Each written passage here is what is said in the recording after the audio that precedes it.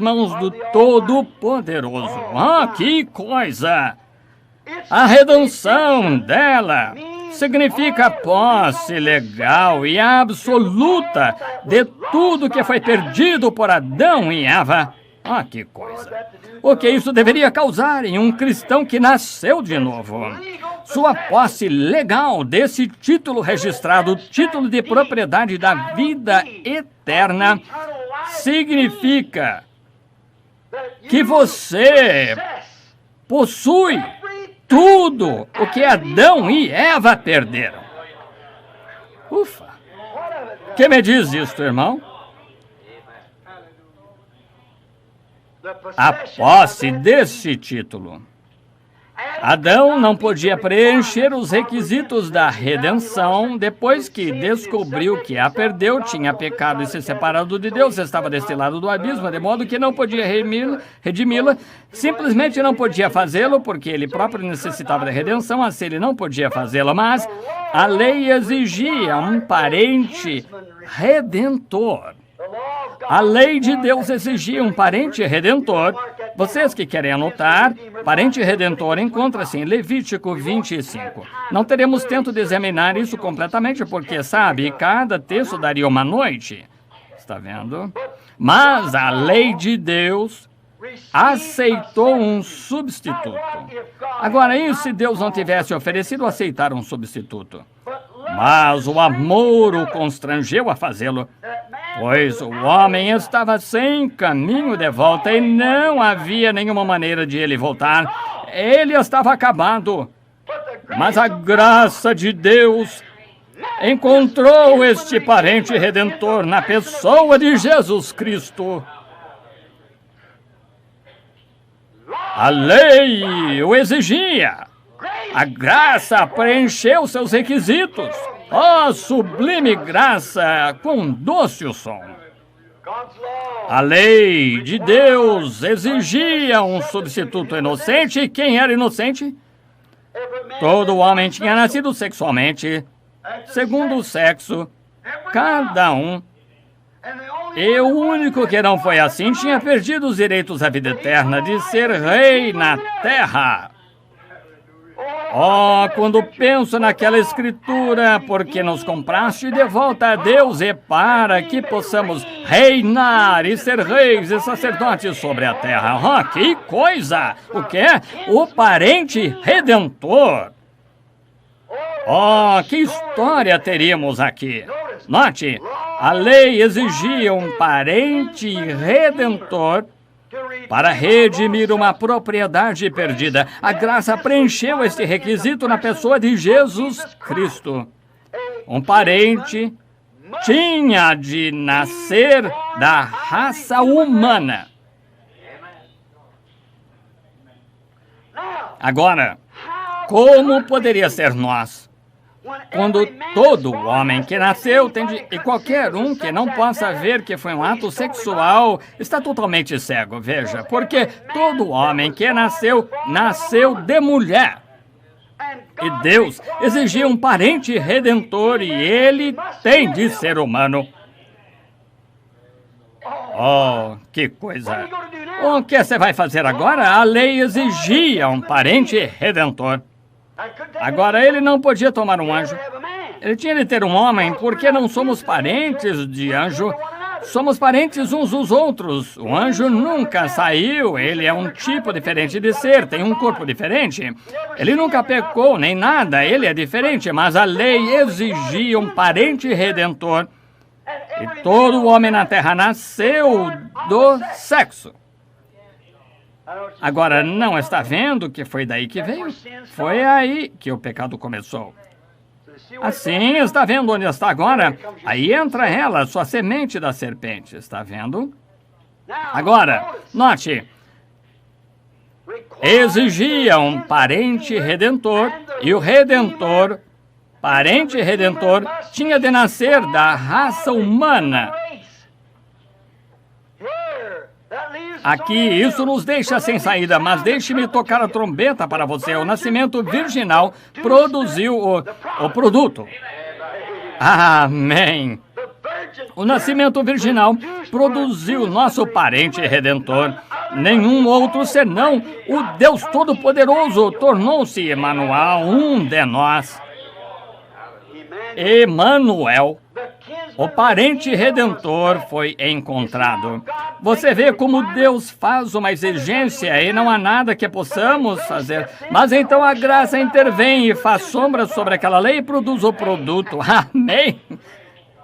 Oh, quando vocês chegarem ao lar, quando eu conseguir minha pequena cabana lá, a respeito de que o irmão Neville canta, quando todos ouvirem lá numa manhã, sublime graça, com doce som, salvou um feliz como eu, digam louvado seja Deus. O velho irmão Branham conseguiu, lá está ele, vejam.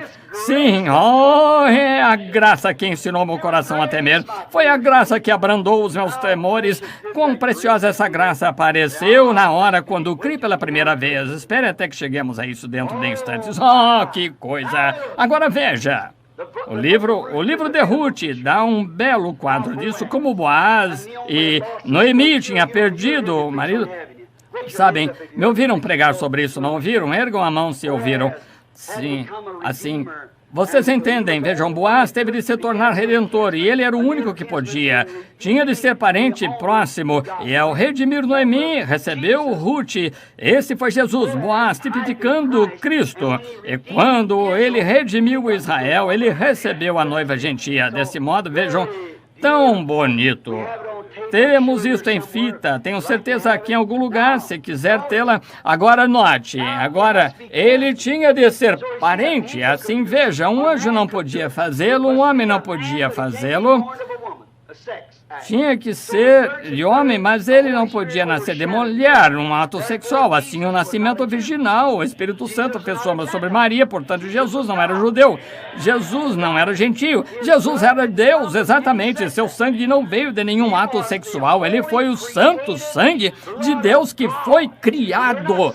E não somos salvos por sangue judeu, nem somos salvos por sangue gentio. Somos salvos pelo sangue de Deus. Isso é conforme a Bíblia. Ela diz que assim, somos salvos por assim. Veja, Jesus era Deus, ele não era nenhuma terceira pessoa, quarta pessoa, segunda pessoa, ele era a pessoa, era Deus, veja, ele era Deus, Emanuel, Deus desceu da sua glória, revelou-se.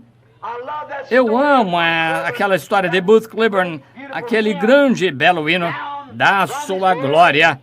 Sempre viva a história. Meu Deus e Salvador desceu. E Jesus era o seu nome. Nascido numa manjedoura, para os seus um estranho. Um homem de tristeza, lágrimas e agonia. Oh, que benevolência, trazendo-nos redenção. Quando na escuridão da noite, nem um pouco de esperança à vista. Deus precioso terno colocou de lado os seus esplendores, humilhando-se para cortejar e salvar minha alma. Oh, quanto o amo, quanto o adoro, meu fôlego, minha alegria, tudo para mim. O grande Redentor tornou-se meu Salvador, o grande Criador tornou-se meu Salvador, e toda a plenitude de Deus habita nele. Esse é aquele que preencheu o requisito. A graça produziu a pessoa de Jesus Cristo. E encontramos este livro agora. Deus armou sua tenda. Veio de Deus para se tornar homem. Ele mudou sua condição de Todo-Poderoso para ser homem, para adotar a forma de homem, de modo que pudesse morrer, redimir o homem. Esperem até que o vejamos quando não há ninguém digno. Está vendo? Muito bem. Na Bíblia, no livro de Ruth, quando ler, você encontrará que tal pessoa era chamada o Goel. G-O-E-L, era chamado Goel. Era uma pessoa que podia preencher os requisitos. E o Goel tem de ser apto a fazê-lo, tem de estar disposto a fazê-lo e tem de ser parente próximo para fazê-lo. E Deus, o Criador de Espírito, torna-se nosso parente quando se tornou homem, para que pudesse tomar nosso pecado sobre si e pagar o preço e nos redimir para Deus. Aí está o Salvador. Cristo nos redimiu agora. Estamos agora redimidos. Mas ele ainda não requereu sua possessão. Agora, você pode discordar disso, mas aguente só um minuto. Veja, nós veremos. Está vendo? Ele não a requereu. Está vendo? Se ele tomou o livro da redenção, tudo que Adão tinha e tudo que ele perdeu, Cristo redime de volta. Ele já nos redimiu, mas ele ainda não tomou posse. Ele não pode até o tempo designado. E então virá a ressurreição, e então a terra será renovada. E então ele tomará posse, sua propriedade, a qual obteve quando nos redimiu. Mas fará isso no tempo designado. Que coisa! Isto é descrito neste livro dos 7 selos, do qual estamos falando agora. Muito bem. O livro da redenção. Está tudo descrito aqui. Tudo o que Cristo fará no fim nos será revelado esta semana nos 7 selos, se Deus nos permitir. Está vendo? Muito bem, será revelado. E revelado, à medida que os selos se abrem e são divulgados a nós, então podemos ver o que este grande plano de redenção é e quando e como será feito.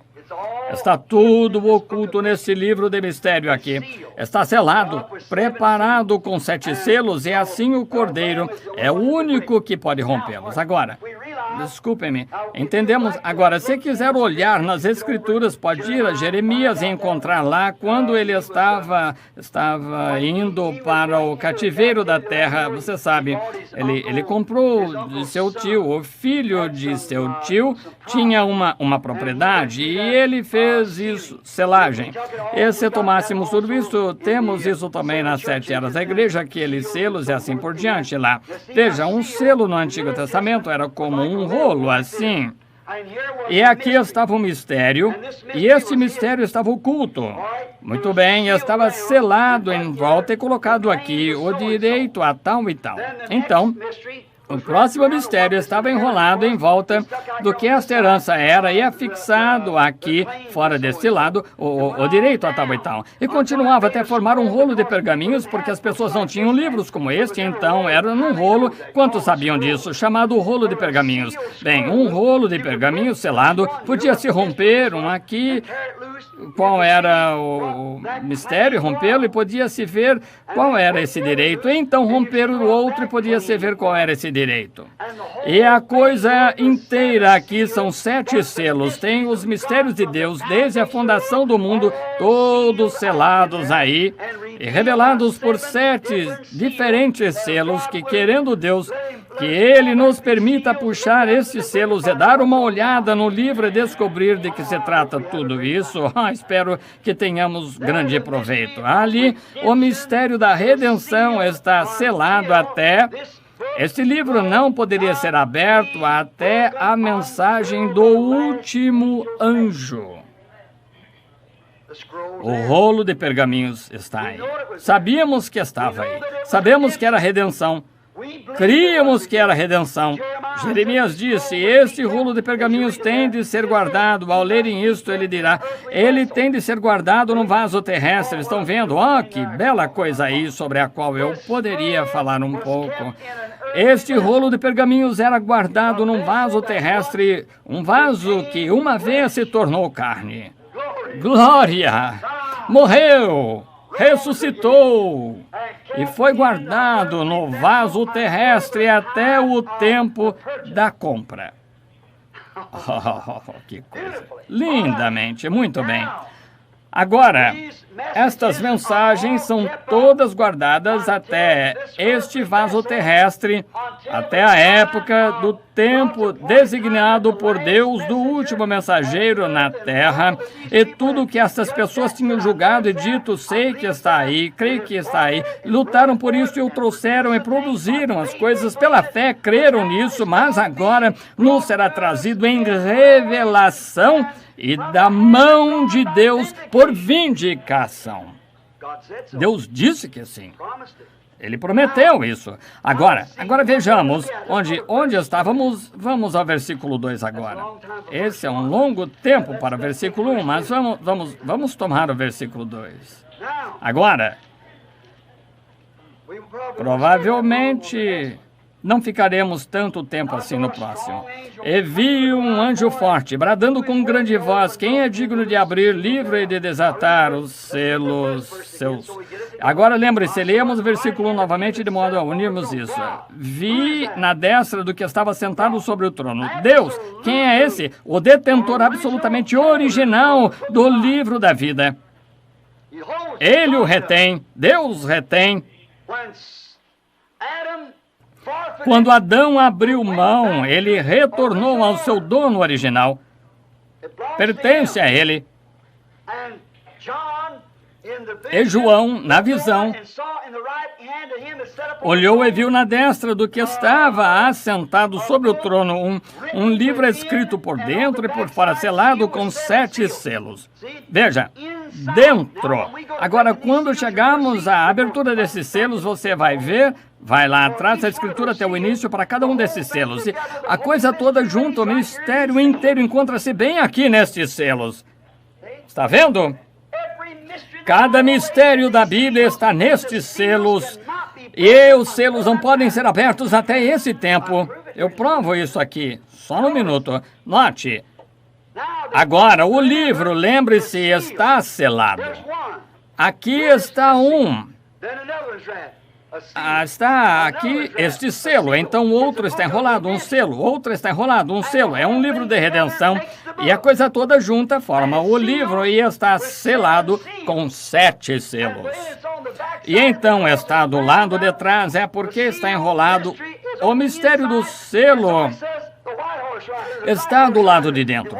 Só diz o cavaleiro do cavalo branco ou o cavaleiro do cavalo preto e outros mais do lado de fora. Mas o mistério do livro inteiro está nesses selos de Gênesis a Apocalipse. O plano completo de redenção está revelado nestes 7 selos.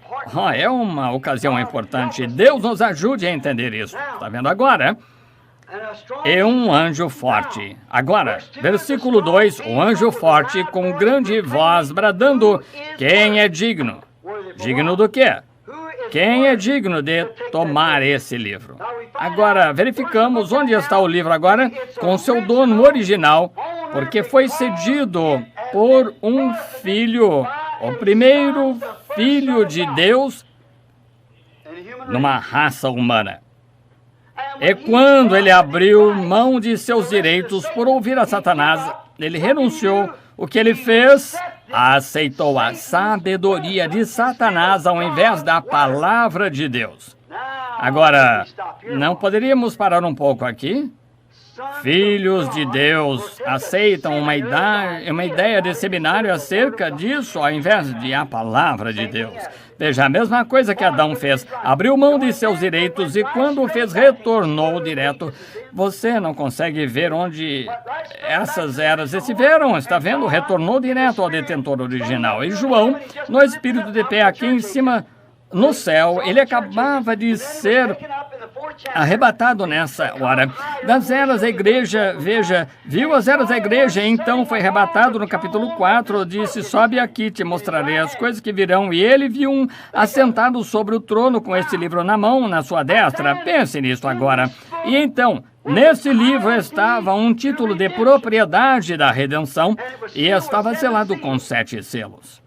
E então um anjo apareceu, um anjo forte, bradando com grande voz. Quem era digno de abrir o livro, de tomar o livro? Quem estava apto a abrir os selos? Quem estava apto a abrir este selo? Veja, o anjo perguntou, João viu, e ele disse agora quem é digno, que ele... que coisa... Talvez eu esteja apenas sentindo isso dessa maneira, mas que ele, disse o anjo, que ele, aqui está o livro da redenção, aqui está o plano da redenção, aqui está a única maneira de você chegar a ser redimido, porque aqui está o título de propriedade da redenção dos céus e terra inteiros. Queira ele vir adiante. Oh, que coisa. Fale agora ou cale-se para sempre. Que ele se apresente e requeira este livro. Quem é digno de fazer isto? E João disse, não houve ninguém no céu achado digno. Ninguém na terra achado digno, ninguém debaixo da terra que alguma vez viveu e morreu foi achado digno. Ninguém foi achado digno. O chamado do anjo foi um chamado para o parente redentor aparecer. Deus disse, eu tenho uma lei. Um parente redentor pode ser substituto. Onde está esse parente redentor? Quem está apto a tomar isso? E veio desde Adão, investigando todos os apóstolos e profetas e tudo mais, e ninguém foi encontrado. Agora, o que me diz disso? Ninguém no céu, ninguém na terra, ninguém que já viveu. Elias se encontrava lá, Moisés se encontrava lá, todos os apóstolos se encontravam lá, ou todos os que tinham morrido, todos os homens santos, Jó, os sábios. Todos se encontravam lá, e ninguém era digno, nem mesmo de olhar para o livro, muito menos de tomá-lo e abrir os selos. Agora, onde é que o Papa e todos esses entram? Onde está seu bispo? Onde está a nossa dignidade? Nós não somos nada. Isso mesmo. Ele pediu para o parente redentor se apresentar, se ele pudesse. Mas João disse, ninguém era digno. Não que não houvesse pessoas dignas lá, agora como um anjo, como por exemplo, nós iríamos Gabriel ou Miguel. Mas lembre-se, tinha de ser um parente. Lembre-se, João disse aqui, é nenhum O-H-O-M-E-M, não anjo, não serafim. Eles não pecaram, mas eles estavam numa categoria diferente, nunca tinham caído. Mas este tinha de ser um parente redentor. Nenhum homem, porque nenhum deles havia sido redimido, nenhum homem era digno de olhar para ele. Oh, não, mas que coisa. Assim, era necessário um parente humano, e ele pediu isto, e não foi encontrado em parte alguma. Não havia ninguém, nenhum bispo, nenhum arcebispo, nenhum sacerdote, hierarquia, nada que alguma vez nem mesmo tinham suficiente santidade para até olhar para o livro. Ufa, mas que coisa, isso é um tanto forte, mas foi isso que a Bíblia disse, só estou citando o que João disse. A Bíblia disse que João chorou. Não como algumas pessoas têm ensinado, eu estava ouvindo um homem ensinar, certa vez, disse, João chorou porque se achou indigno. Oh, qualquer homem sob o Espírito Santo saberia que não se tratava disso, sob a inspiração de Deus saberia que não foi isso, mas João chorou, eis o que penso, o motivo pelo qual ele chorou, porque se ninguém fosse digno e pudesse abrir este livro de redenção, a criação inteira estaria perdida.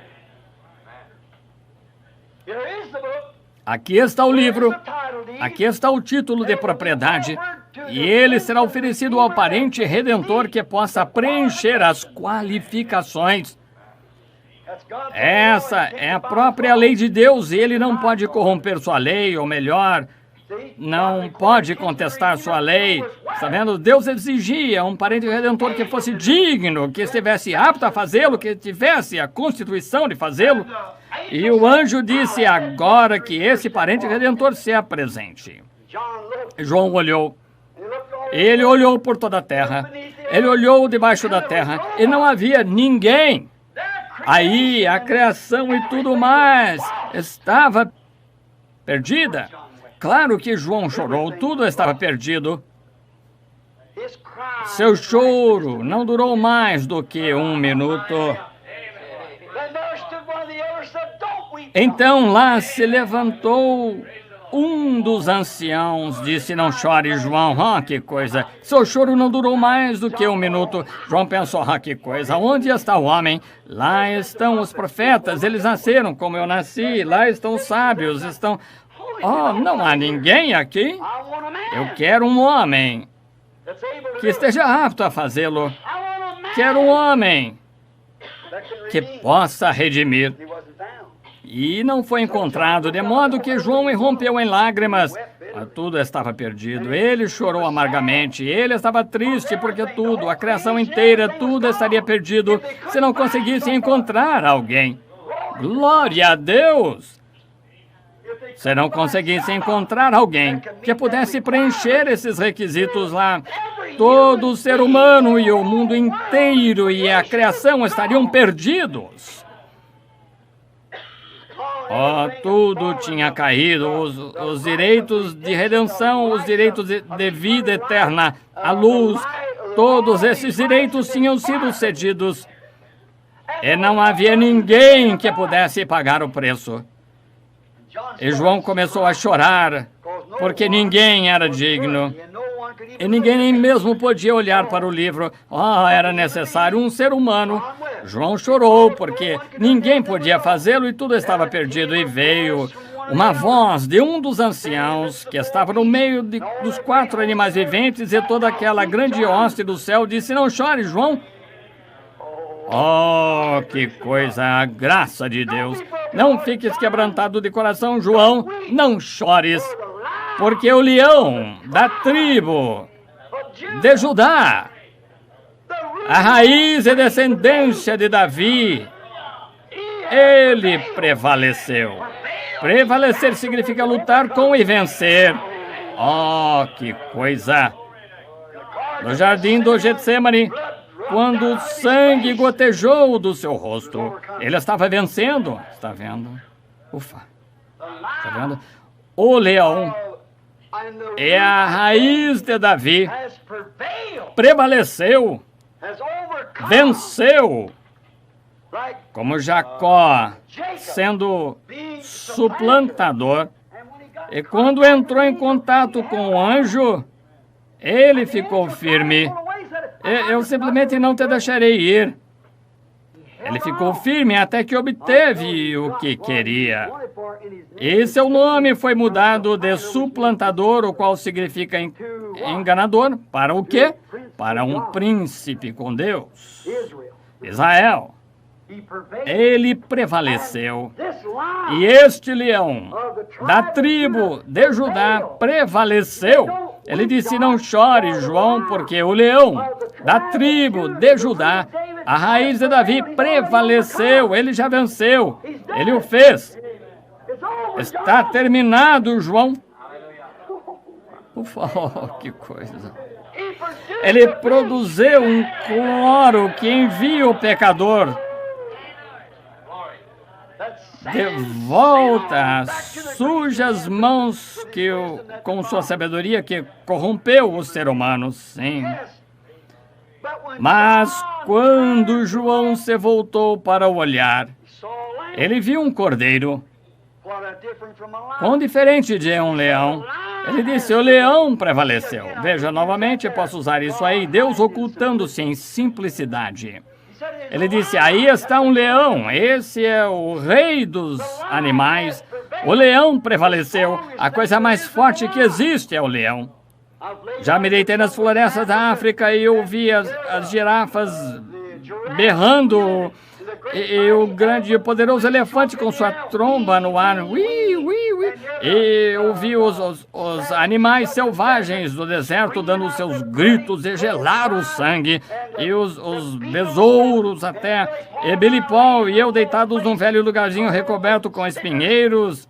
E ouvir bem distante um leão rugir, e tudo no deserto se cala, até mesmo os besouros param de zunir. O rei fala: que coisa. Eu lhe digo, é aí que denominações e dúvidas caem por terra. Tudo fica quieto quando o rei fala. Este é o rei que é a sua palavra.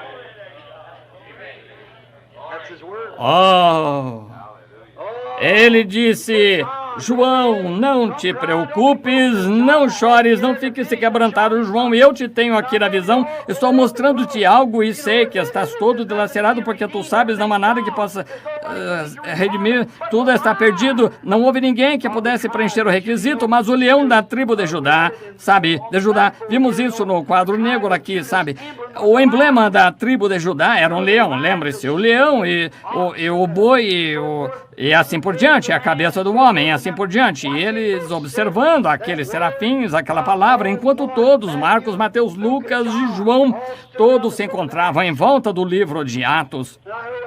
E ouvi um homem dizer, um grande ministro disse, o livro de Atos é apenas um andaime.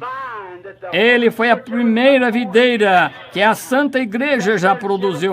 Sim, Senhor. E se ela algum dia produzir outra, será daquele tipo também. Tem-se algumas videiras enxertadas, estão produzindo limões. Deviam ser laranjas. Quando aquela videira chegar a produzir sua vara novamente, será exatamente como a original. E Mateus, Marcos, Lucas e João, aqueles evangelhos encontram-se lá guardando aquilo. A sabedoria do homem, o poder do leão, o trabalho do boi, a ligeireza do leopardo ou da águia, melhor dizendo, sim, os evangelhos ali, o quê? Lembram-se quando estudamos isso às 7 horas da igreja. Agora ele disse, o leão da tribo de Judá. Por que de Judá? Judá, o legislador não irá antes dele entre seus joelhos até que venha Siló, mas ele virá através de Judá. E o leão, o símbolo da tribo de Judá, prevaleceu, ele venceu.